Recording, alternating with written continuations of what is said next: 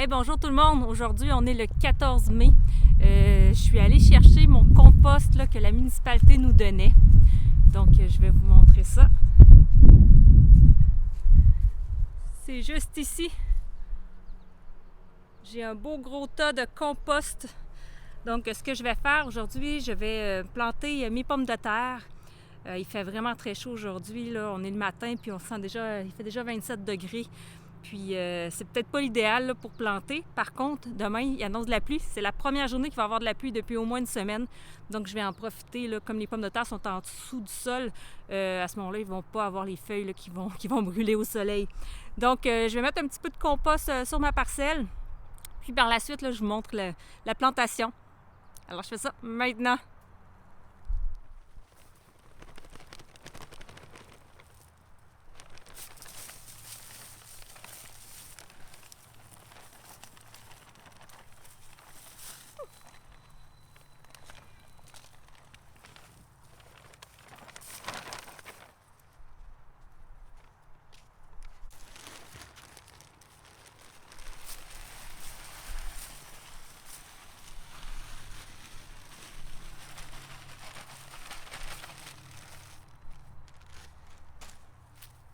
Donc j'ai mis le compost qui a été donné par la ville, puis j'ai rajouté, là, j'avais un fond de compost marin que j'ai mis par-dessus là, comme il m'en restait.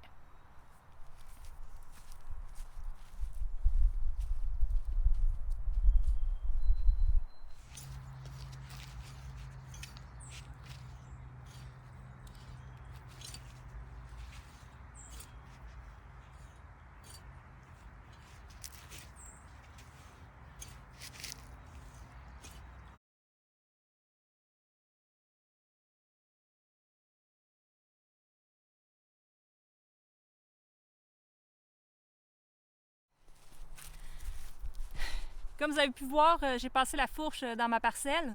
En fait, parce que les pommes de terre aiment les sols très meubles, très profonds, très légers.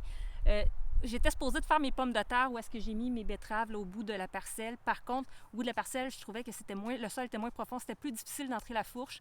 Donc, j'ai décidé de changer de place, même si je pense que mes pommes de terre vont peut-être faire un peu d'ombre à mes betteraves, vu que ça vient vraiment très haut, là, les feuilles des pommes de terre. J'ai mis le compost, comme vous avez pu voir, donc ça l'a incorporé un petit peu avec la fourche. Après ça, j'ai passé le râteau pour bien égaliser la surface et j'ai décidé d'arroser aussi par-dessus, comme c'est une journée très chaude. Le sol est vraiment très sèche, fait que je me disais que ça serait peut-être une bonne idée de mettre un petit peu d'eau, un peu d'humidité d'avance. Puis là, ce que je vais faire, c'est que je vais prendre des mesures parce que, comme vous savez, j'ai une petite surface, je pratique la densité des cultures.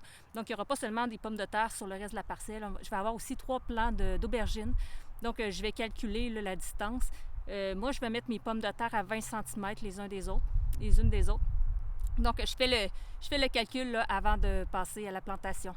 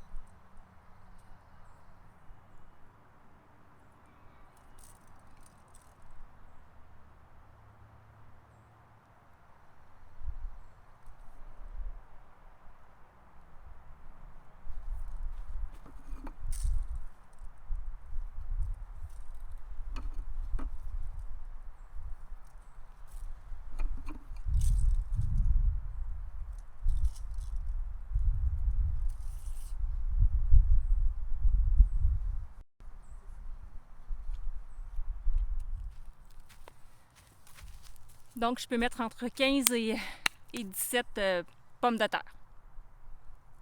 Je vais vous montrer qu'est-ce qu'ils ont l'air, mes pommes de terre d'ailleurs, qui ont germé. Voilà.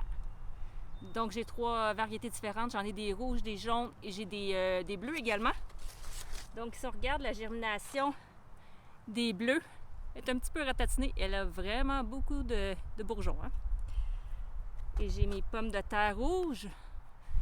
Quand je vais les mettre au potager, je vais les rentrer comme ça dans le sol en laissant les parties, les tubercules en haut, là, à l'extérieur, vers le haut.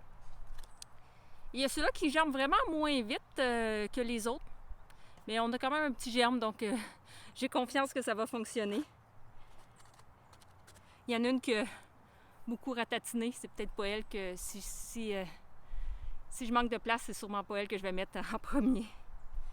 Donc je vais vous montrer ça un petit peu de plus près là, au potager.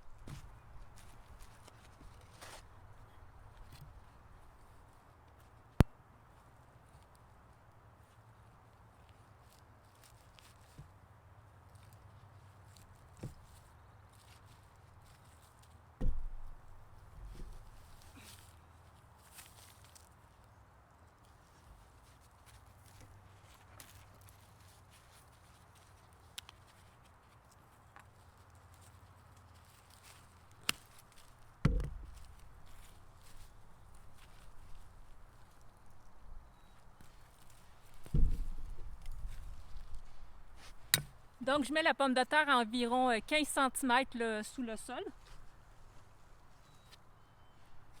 Ici, je vais faire ma rangée de bleu. Je mets la pointe sur le dessus. Je vais commencer par une comme ça.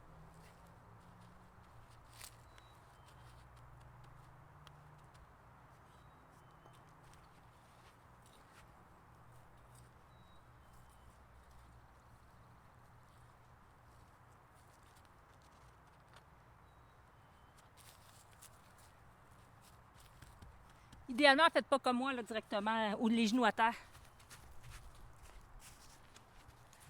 Prenez plutôt un petit coussin comme ça.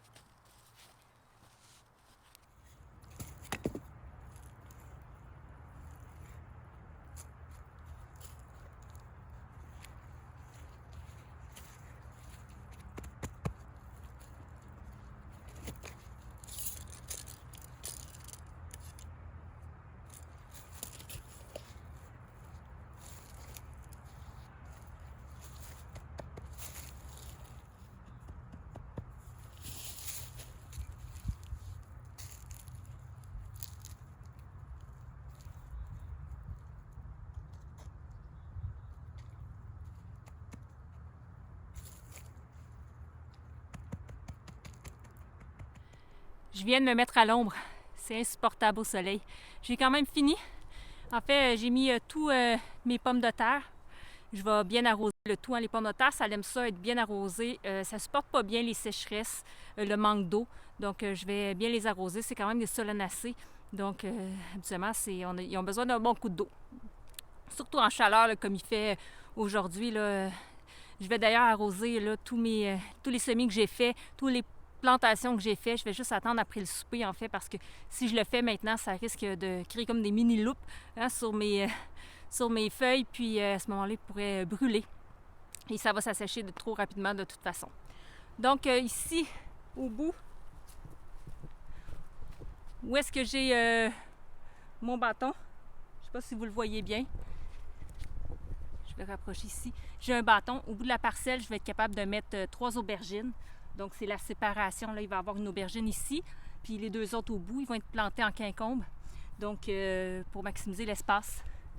Alors, je vais arroser tout ça, puis par la suite, là, je pense que je m'en vais faire une petite saucette dans la piscine.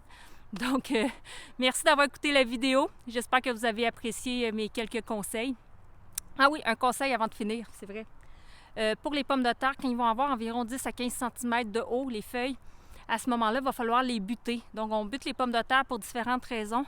C'est sûr que le fait de buter la pomme de terre, ça va mieux se tenir. Hein? Les pommes de terre, ça vient quand même assez haut. Ça va avoir tendance à se pencher, donc ça va bien les tenir. Ça va permettre aussi d'avoir plusieurs étages de pommes de terre. Donc, ça, c'est intéressant pour les jardiniers là, qui veulent vraiment être productifs là, dans leur petite surface. Et puis, finalement, c'est parce que si les pommes de terre sont touchées par les rayons du soleil, les pommes de terre vont devenir vertes puis vont être impropres à la consommation. Donc, à ce moment-là, c'est pas agréable quand toute notre culture, là, les pommes de terre sont vertes puis on doit les jeter. Alors voilà, il faut les buter. Vous allez les buter plusieurs fois là, durant l'été. Donc, à chaque fois qu'ils vont... Vous pouvez le faire, par exemple, à tous les mois ou 2 semaines ou à tous les mois, là, dépendamment de la croissance. Vous allez le voir là, quand les plants viennent vraiment très haut et qu'il y a de la place pour buter. Alors, à ce moment-là, buter, c'est qu'on ramène de la terre au pied du plant. Donc, soit de la terre que vous avez déjà dans votre parcelle, si vous en avez suffisamment, ou sinon d'autres terres là, que vous prenez ailleurs là, pour buter. Il y en a qui vont aussi buter à l'aide de foin ou de paille. Personnellement, j'aime mieux mettre de la terre. J'ai l'impression que mes résultats sont meilleurs de cette façon-là. Puis vous pouvez aussi mettre de la paille, par contre, là, pour garder l'humidité au sol. Donc, si vous paillez vos cultures, vous pouvez aussi pailler les pommes de terre. Alors voilà, ben là, cette fois-ci, vraiment au revoir et j'espère que vous avez aimé la vidéo. Gênez-vous pas, là, si jamais vous avez des questions, de me les mettre en commentaire. Je réponds habituellement à tout le monde assez rapidement. Donc, merci. Bonne fin de journée. Au revoir.